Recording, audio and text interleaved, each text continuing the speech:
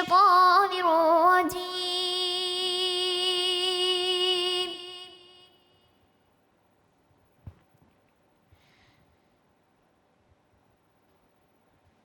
بسم الله الرحمن الرحيم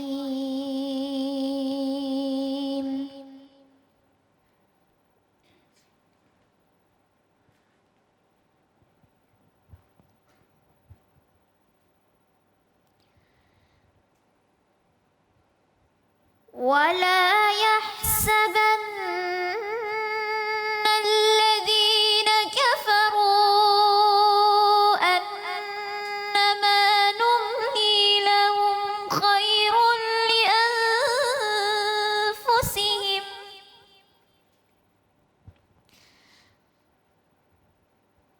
إنما نملي لهم ليزدادوا إثما ولهم عذاب مهين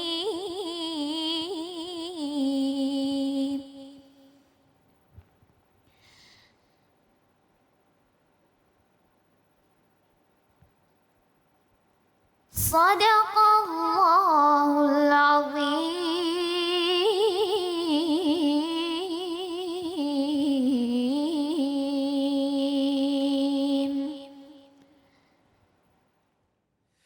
Maha benar Allah dengan segala firman-Nya. Terima kasih Kaila dan alhamdulillahirrahmanirrahim.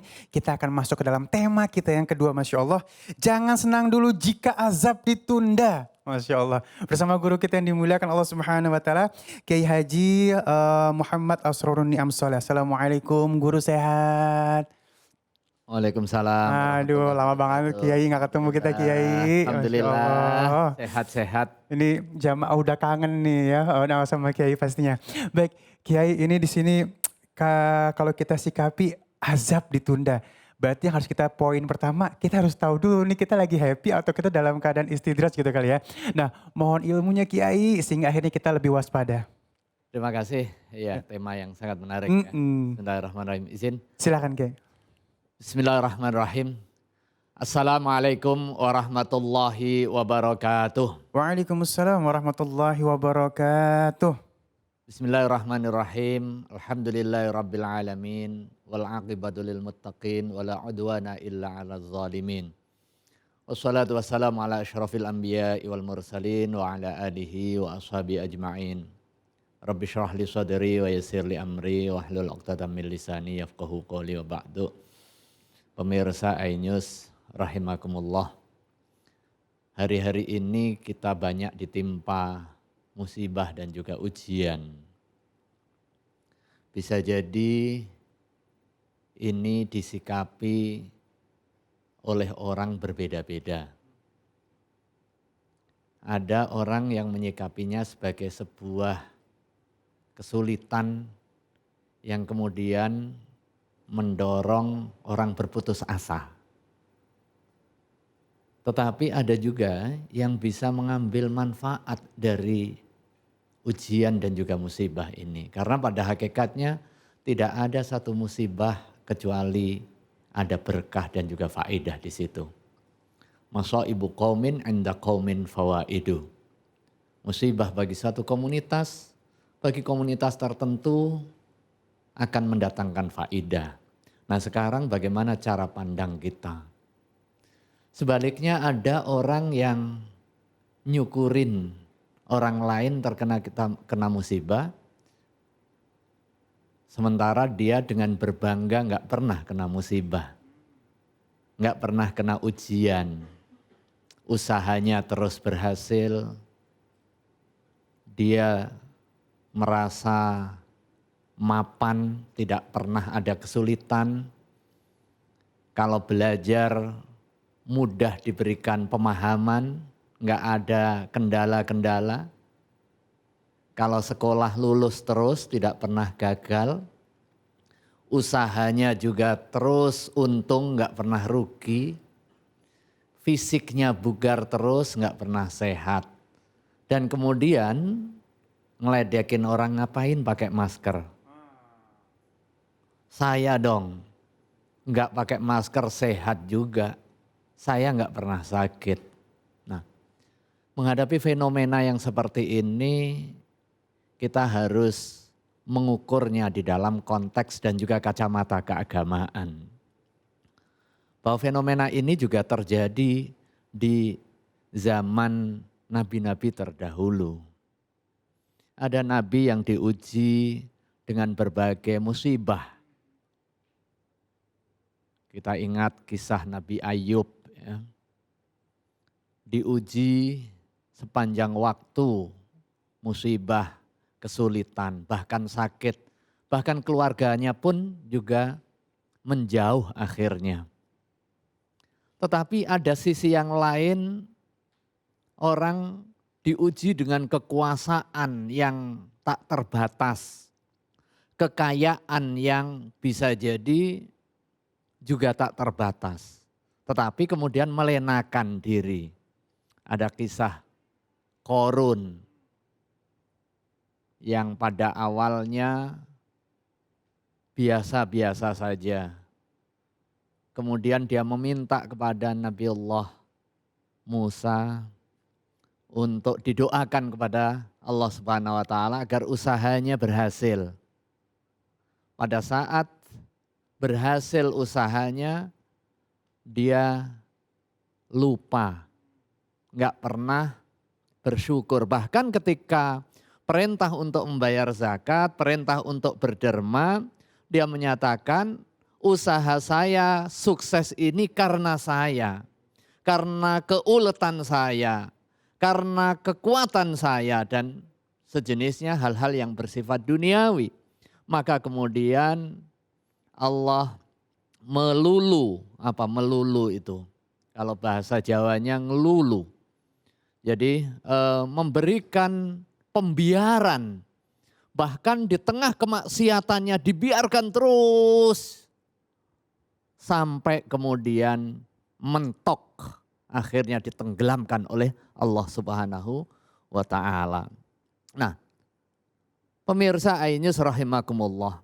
Pada kondisi yang pertama dan juga kondisi hari ini, ketika kita berada di dalam ujian yang bertubi-tubi, berbagai jenis bencana alam, bencana sosial dipertontonkan di depan mata kita dan juga kita rasakan, maka bagaimana penyikapan kita terkait dengan fenomena musibah dan juga fenomena kesulitan ini? Yang pertama, kita harus memaknai itu sebagai sebuah ujian. Maka tanggung jawab kita adalah mencari hikmah sebesar mungkin. Karena secara konseptual Islam menegaskan bahwa setiap orang yang mau diangkat derajatnya oleh Allah Subhanahu wa taala itu selalu diberikan ujian.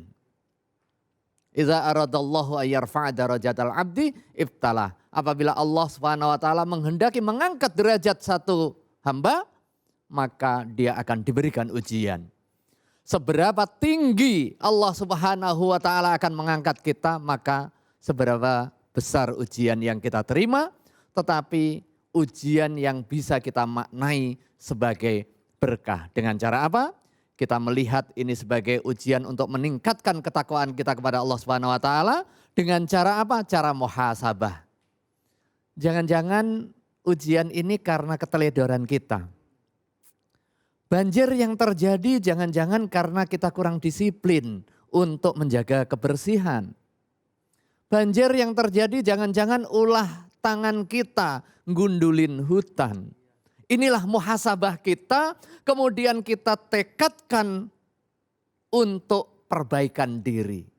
Nah, ketika kesalahan-kesalahan itu tadi sudah kita refleksikan di dalam diri kita, kemudian kita bertaubat kepada Allah Subhanahu wa taala dan melakukan islah, melakukan kebaikan-kebaikan, baik yang bersifat vertikal maupun yang bersifat horizontal. Kita bersedekah. Sedekah bisa mencegah bala.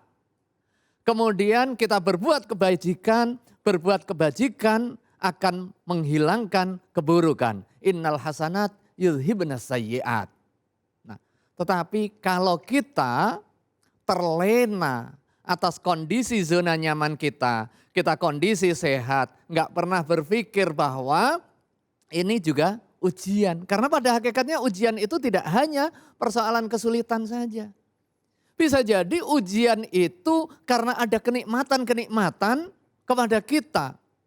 Nah, seringkali ujian kenikmatan itu melalaikan kita. Kalau ujiannya adalah kesulitan, maka cenderung kita ingat kepada Allah Subhanahu wa taala. Kita minta bantuan kepada Allah Subhanahu wa taala. Tetapi kalau kita diuji kenikmatan, apalagi nikmat sehat, nikmat waktu kosong, seringkali kita lupa. Nikmatani maghbunun fihi makatsirun minan nas, as-sihhatu wal faragh. Seringkali ada dua kondisi kenikmatan yang melenakan kita, nikmat sehat, kita nggak pernah sakit nih, kayak Fir'aun nggak pernah sakit, kemudian merasa dia menjadi Tuhan. Nah, begitu kita nggak sakit, jangan kemudian seenaknya saja. Nah, disinilah langkah-langkah preventif hari ini pada saat kita berada di dalam kondisi wabah COVID-19 yang belum sepenuhnya terkendali, kondisi sehat kita perlu dijaga. Ightanim khamsan qabla khamsin.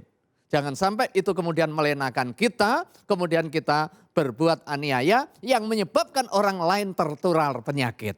Yang menyebabkan lambannya penanganan dan juga pencegahan kasus COVID-19. Ini bagian dari ujian kita.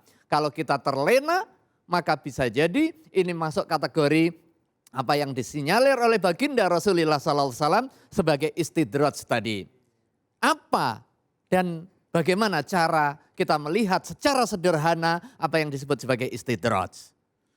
Idza ra'aita al-abda, apabila kamu melihat seseorang kemudian dia diberikan kenikmatan duniawi padahal dia muqimun alal ma'asi, dia melakukan aktivitas kemaksiatan, dia menjauhi ketaatan, maka berarti dia istidraj.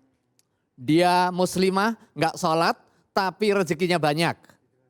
Dia asalnya pakai jilbab, begitu jilbabnya dilepas, proyeknya naik, nah, rezekinya naik dan lain sebagainya. Nah, dalam hal ini jangan dilihat bahwa oh berarti enakan nggak pakai jilbab, banyak rezeki. Itu bab soal istidraj, dan kalau istidraj itu jauh lebih bahaya. Karena azab akan diberikan di saat akhir dan itu akan asyaddu wa abqa, dan akan lebih pedih dan juga lebih langgeng. Nah, lebih baik di awal. Ya lebih baik kita taubat dulu sebelum terkena azab. Kalau taubat bisa menghilangkan siksa kita. Tetapi kalau toh boleh milih, pilihannya cuma dua, di awal apa di akhir, ya di awal. Tapi lebih baik nggak pakai azab-azaban, dengan taubat. Kita tetap punya potensi salah karena kita manusia. Manusia tempat salah dan khilaf. Tetapi khairul khata'in at-tawwabun. Sebaik-baik kita orang yang salah adalah yang taubat.